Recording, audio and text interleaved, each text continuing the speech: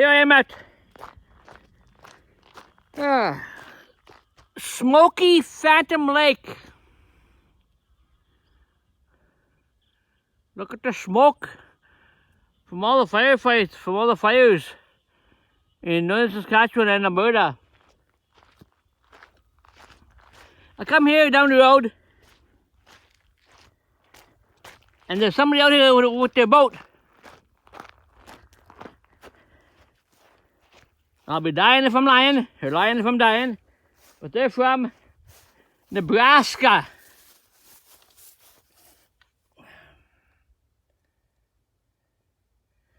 Nebraska coming to see our big northerns. Since there's not too many people who fish in this lake, there's got to be some pretty big northerns in here. They sure like coming up and getting the northerns.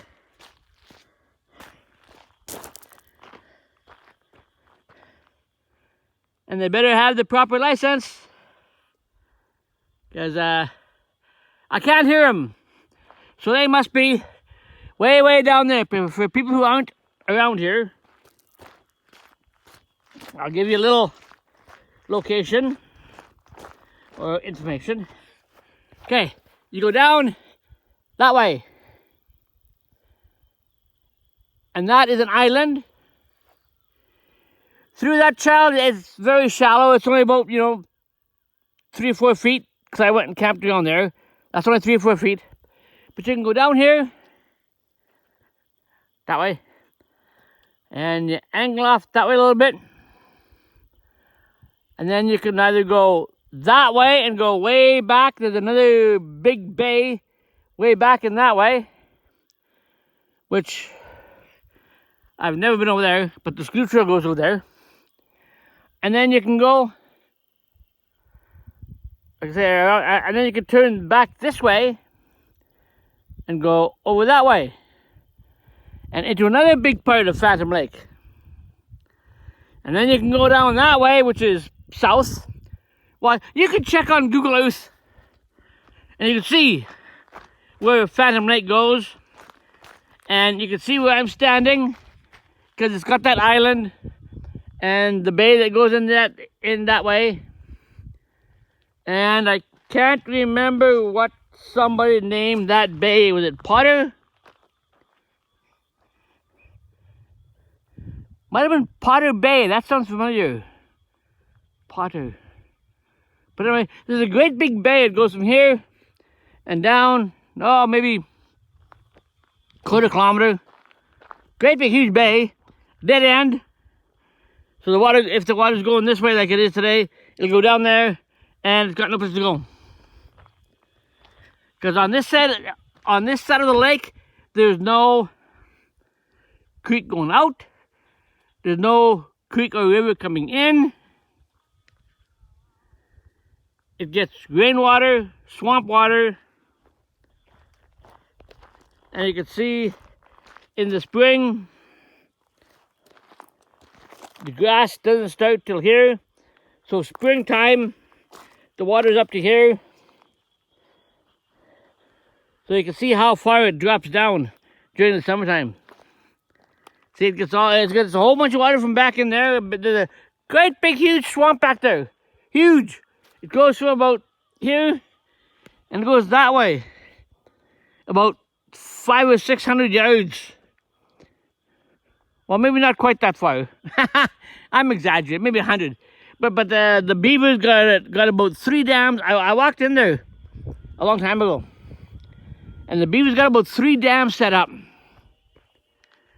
of course, each dam is bigger than the one before. And I haven't been back there for years, so I don't know how big the beaver dams will be. So that's all for now. Bye. One more little video. This is the last. I'll get to my video off, or else I might get what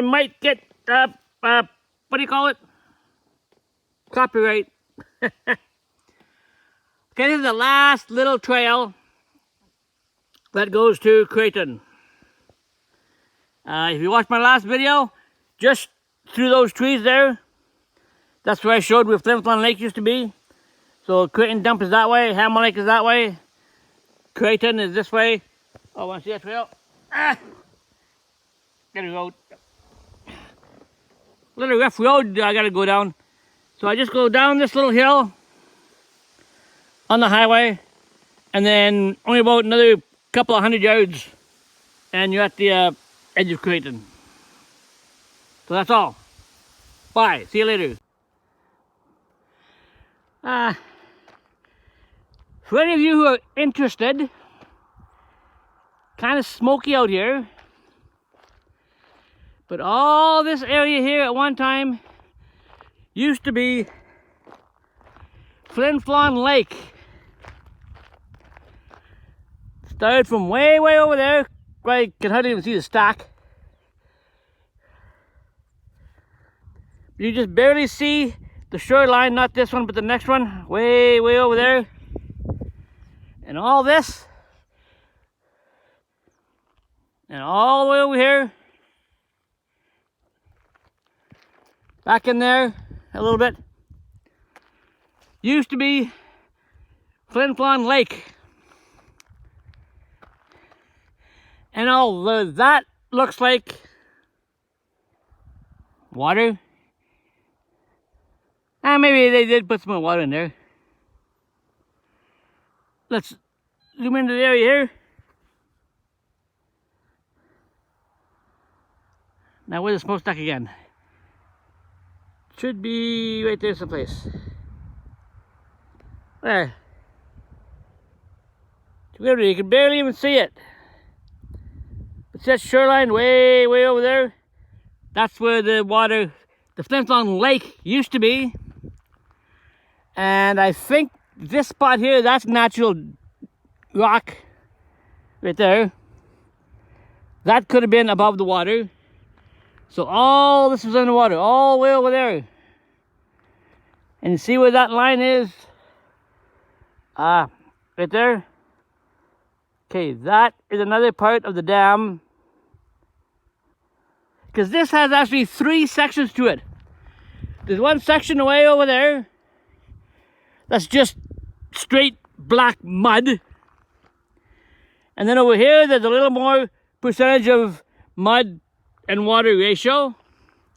And then behind that piece of dam over there, it's more water to dirt ratio. And then at the very end, which is way over there, which I can't get to. Well, I can, but then the guy at the Creighton Dump, which is right over there, the guy at the Creighton Dump will probably phone the cops and tell them there's a guy trespassing. Because there's no sign, no fence around here. I'm actually don't think I'm supposed to be standing here.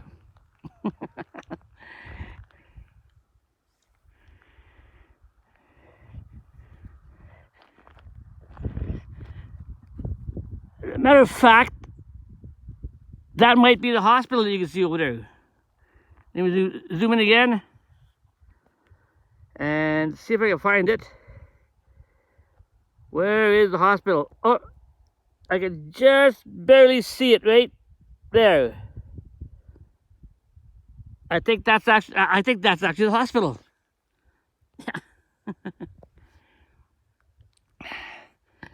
Yeah, but history again.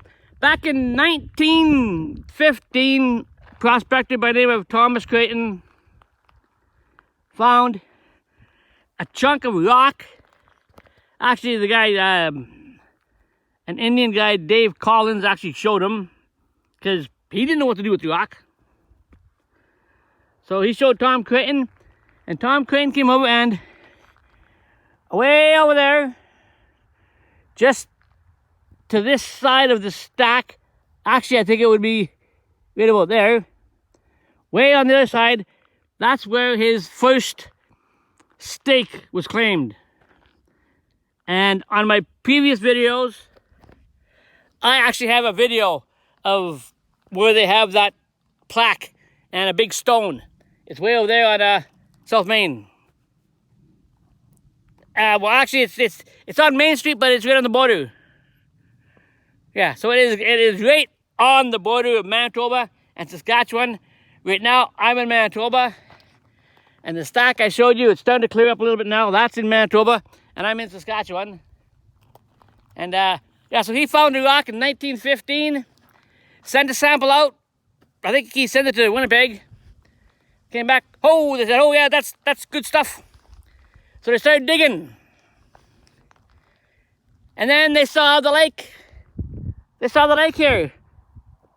And they figured, well, they didn't have the technology to dig under the lake at that time in 1915, 1916. So they had to get some bricks and pumps up.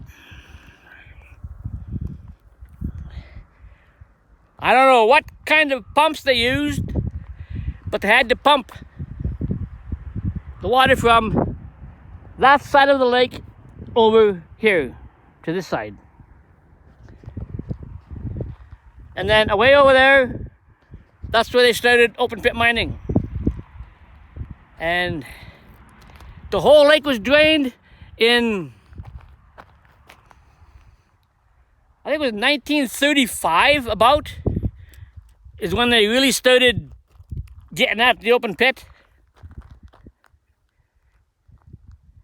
So, in case you're wondering, that's what, if you ever look on Google Earth, and you look over here and you see it's all red, well, it's not red today. And on Google Earth, you'd actually be able to see how big this lake actually was at one time. So, that's all for now. Goodbye. 6 minutes, 6.5 minutes. Bye-bye. Man, I'm on. Hey, hello, it's me again. The bearded guy with the sunglasses. Okay, this is the road that goes back towards Creighton. And this is the beginning of the road, turns to a trail that goes to Hamel Lake. If you saw a couple of other videos, I've been to Hamel before. I was there a couple of days ago talking about the Beaver Dam. Well, today I'm going to go and I'll take a very short video of the Beaver Dam and show you what I was talking about how they made a beaver dam across where an old dugout with the old trail used to go through. So, a couple of very short videos, just in case you're wondering. I'll show you the dam. Bye-bye. The beaver dam I was telling you about. It goes from there, all the way over to there. That's part of the trail I used to take coming in. And the highway is, see where the power pole is? Whoop, I'll zoom in on it.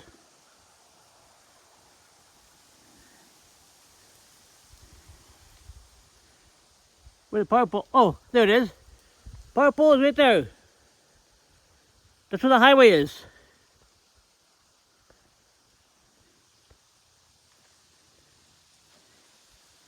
So the beaver's got all this here to fill up with water. And the road is about, about 4.5 feet above where the water is now. But I don't think they'll be able to fill this all in. By the time it gets close to the road, it'll be flowing back into here. And then down back into Douglas. Hamel is just through the trees there. Look at these beavers. They blocked this off, like I said a couple of days ago. This will probably freeze right to the bottom. And there's the sun reflecting off of the water. There's the sun up there. It's cloudy, very smoky today. What on earth? Now, why they couldn't build a dam back in there, I guess maybe they figured it would be easier just to put one here. So I had a couple of places here dug out.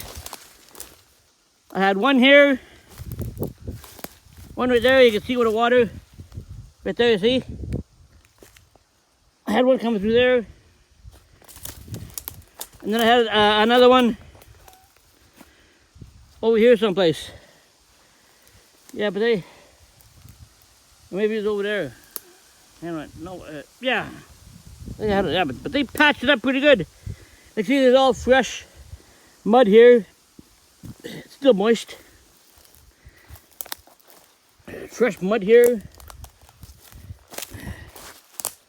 See, if they don't have enough sticks, they'll go and they'll take mud from the bottom in their little front legs. Then they'll crawl up and pack up on top here. They got this guy plugged off, tighter than Hoover Dam. Because there is water flowing through Hoover Dam to make the power. So there's no water flowing through there. That's too bad, because I think that is probably too deep for me to drive through. And there's the sun. Cloudy. Smoky, smoky. Okay, well, that's all for now. I just wanted to show you that beaver dam. Bye for later.